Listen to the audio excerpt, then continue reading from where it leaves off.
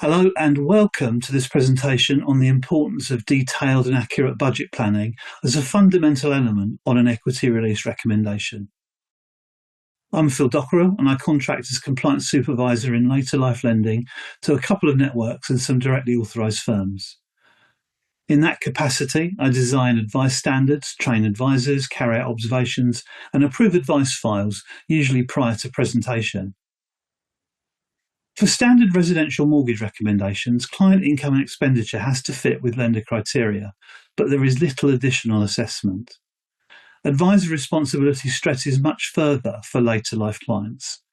Although neither lifetime mortgages nor home reversion schemes are assessed for affordability, the advisor is expected to analyse disposable income as part of a general later life planning process.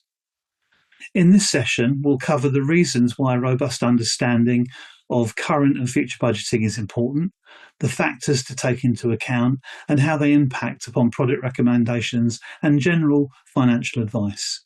Also, how best to present the information to clients. Let's look at the agenda. First, we'll identify the reasons that budgeting is important and the benefits for both the advisor and the client.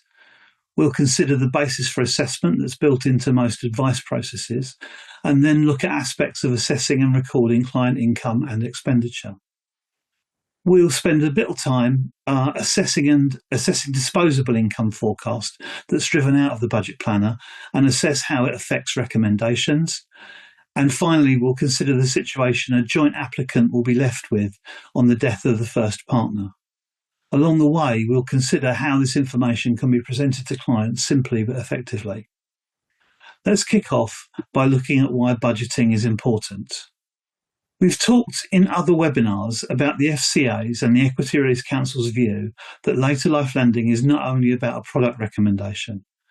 It needs to cover general later life financial planning issues, including estate planning, impact on beneficiaries, and so on.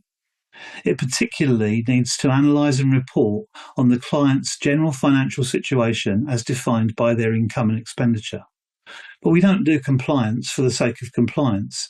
In this section, we're going to talk about the reasons budgeting is important as part of later life recommendation and the benefits to the advisor when formulating advice.